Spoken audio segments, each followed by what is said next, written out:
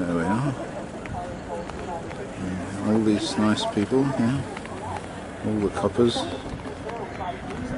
The thin red line.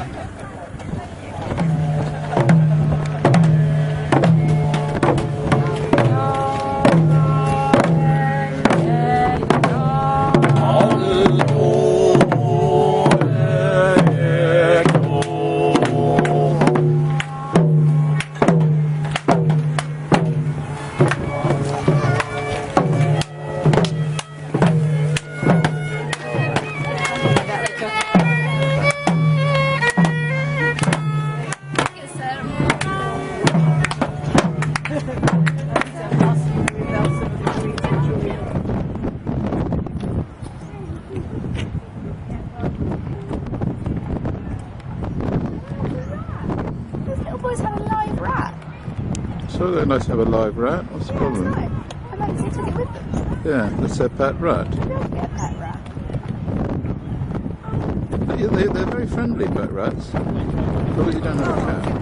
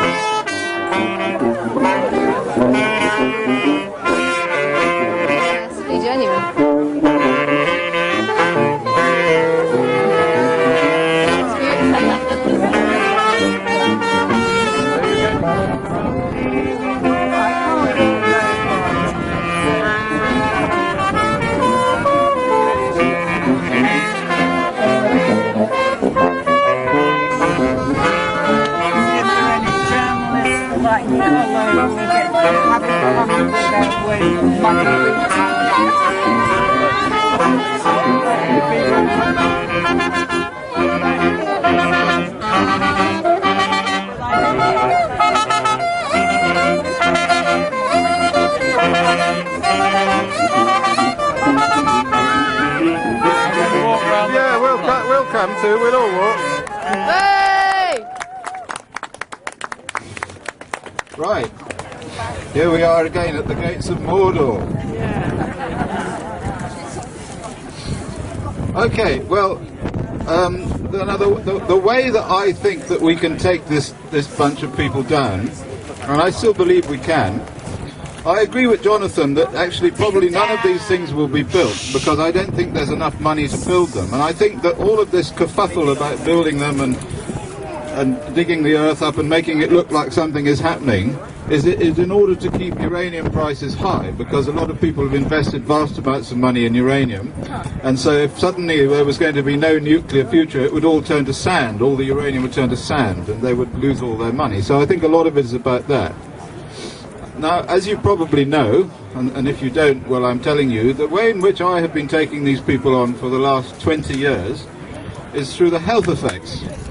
because actually the science of the health effects is pretty sound now. We have now got enough scientists who have been able to make epidemiological studies after Chernobyl and in all parts of Europe and in various other places in Iraq and so on, which show that the health effects that occur as a result of the operation, the normal operation of these places, are profoundly serious.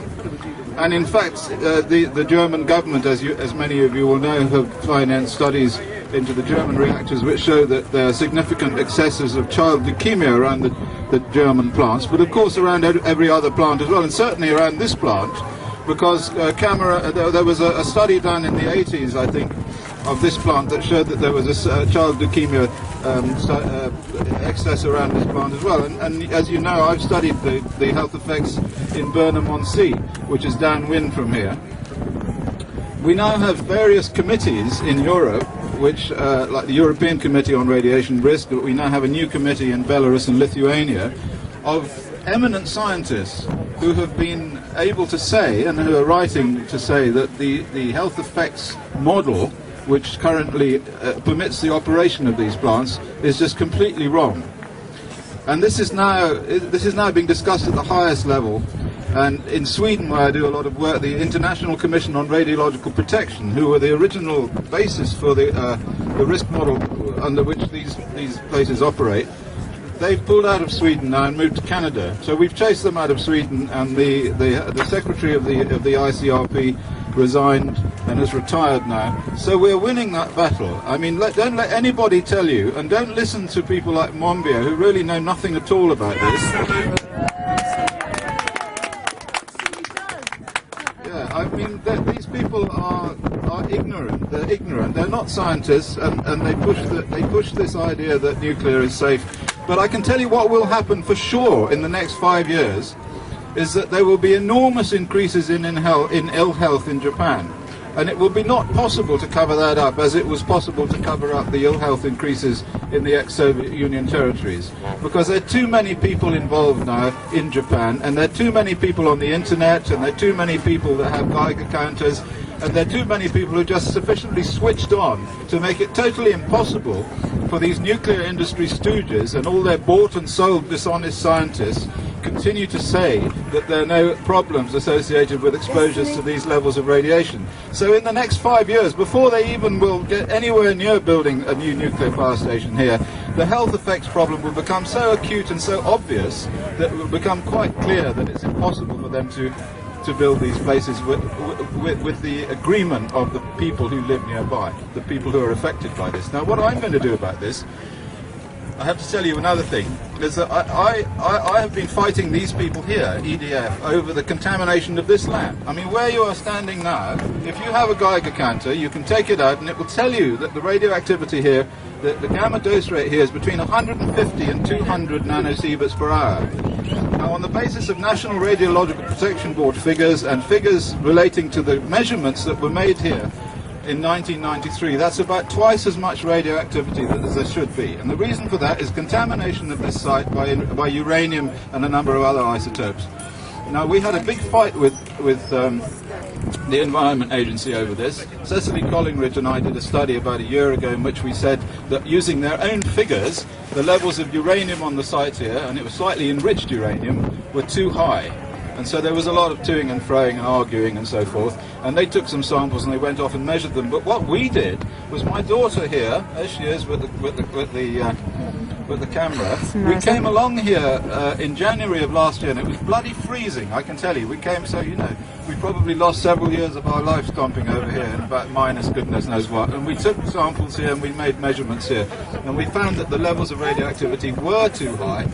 And more recently we've taken some samples here, or rather Hinkley has taken some samples, and we've sent them off to laboratories to have them tested. And what they show is that there is enriched uranium here, and that the levels of uranium are too high. So there's no argument about this. The Environment Agency are either lying, or they're stupid, or they're biased, or whatever. So next week we'll be producing a report and releasing this report and putting it on the internet and so on that will say all of this, and we will challenge them to come back here and to do a proper reappreciation of the site here, so that they have to dig it up again and dig it up and the rest of that stuff. But in case they don't, we'll be petitioning the European Parliament. There are lots of legal things that we can do. The problem with anti-nuclear people, they always think that all they can do is they can have demos and wave flags and sit outside power stations. But there actually are some legal moves that can be made against these people under international human rights legislation. And so everybody who is a member of this country or any country in Europe has the right to petition the European Parliament on any issue which relates to the health or any other aspect of that person. Okay, so what we have done is we've produced a template petition to the European Parliament, and we produced it in Sweden and also in Lithuania, where we have a committee. And I'll be asking Stop Hinkley to ensure that anybody can get hold of this thing, and then you can just sign this petition and you can send it to the Petitions Committee of the European Parliament, and they have a Petitions Committee which has to deal with it. Now the petition will be about this: that under the 96/29 Euratom Directive, which is the basic safety standards directive that these people have to operate under the umbrella of in Europe, there is a clause that was put in there by the Green Party, the Irish Green Party, in 1997 when we were talking to them about this, and they managed to get this clause in. The clause says that if there are any new pieces of evidence that emerge relating to the health effects of radiation, then they have to renew their justification of all existing practices. Okay? Now, an existing practice is just existing here. So Hinkley Point has to re-justify its existence, and the possibility of building a new nuclear power station also has to be re-justified because of the new evidence which has emerged that says that these radionuclides are much more dangerous than people thought. So that's something that can actually be done, and it's not difficult. And if we all in Europe blag the European Parliament at the same time through the Petitions Committee, they have to do something. Okay, so there's a spanner that we can put on and turn. Thank you very much. Yay! Woo! There were others.